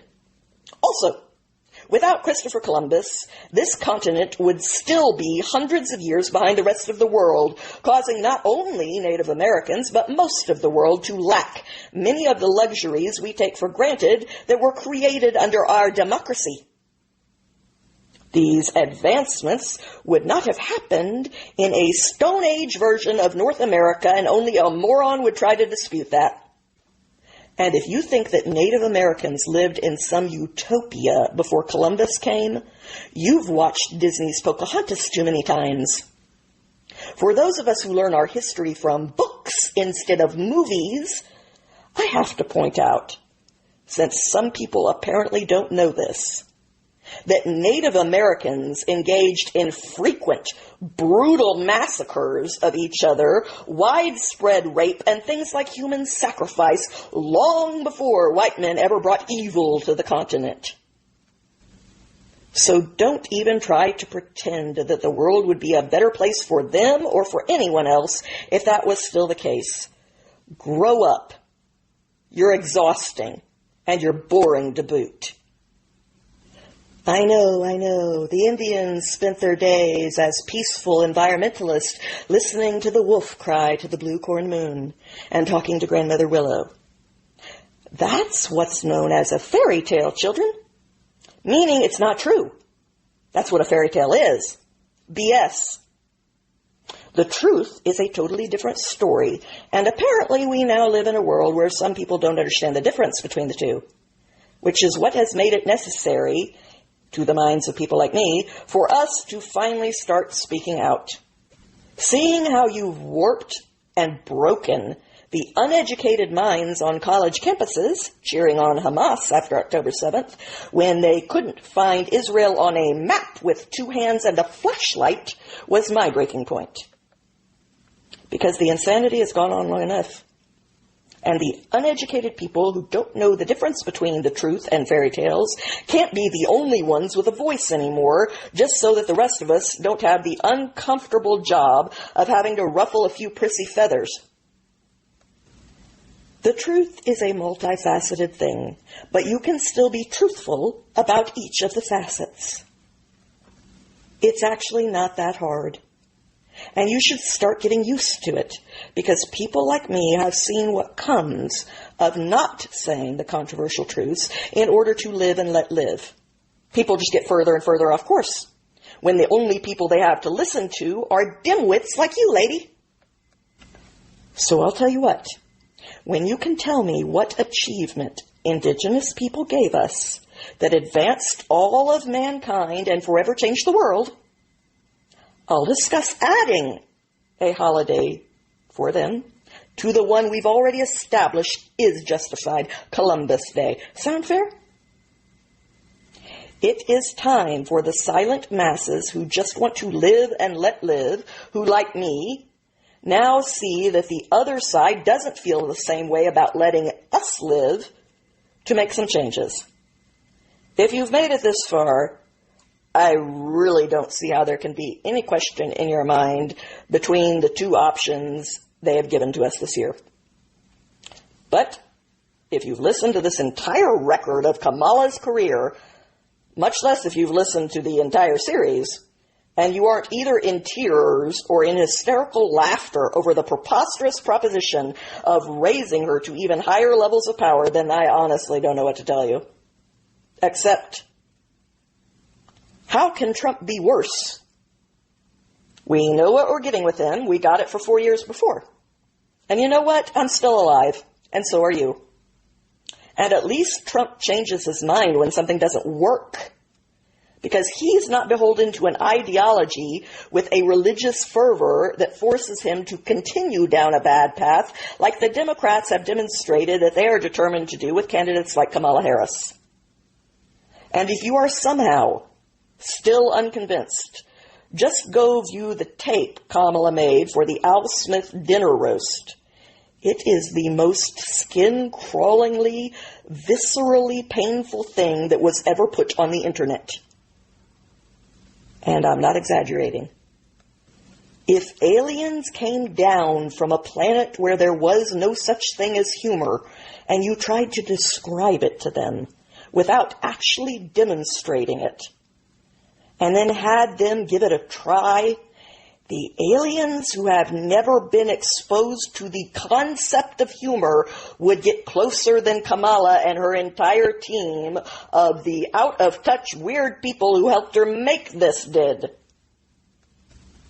I promise. Go watch. And when you're done and your brain is oozing painfully out of your ears afterwards, if you can still bear to subject yourself to 4 years of that and still want to vote for her, then good luck to you.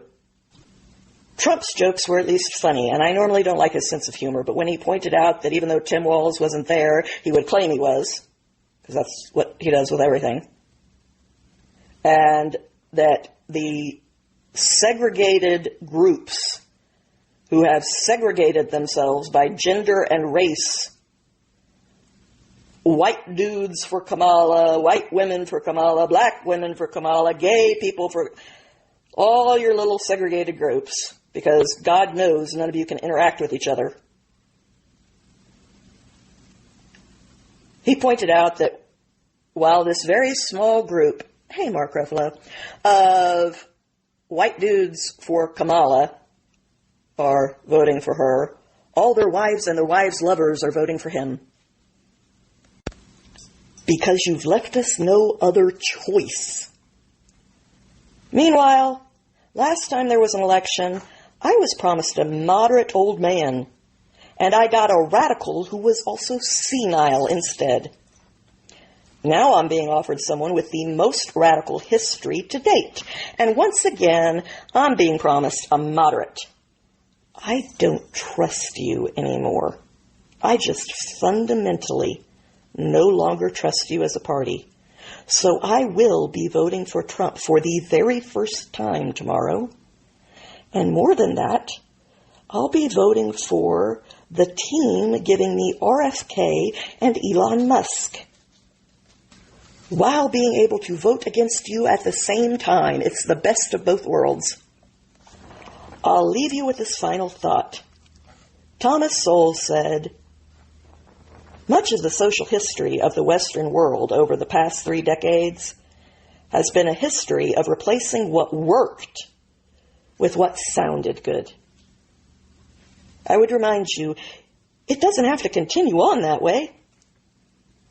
Let's reverse that course and start caring a lot less about what sounds good and start caring only about what works. Let's put America on the path to surviving and more, doing what it was created to do, flourishing. Thank you for listening. Thank you for hanging in there with me through this long, unfathomable record.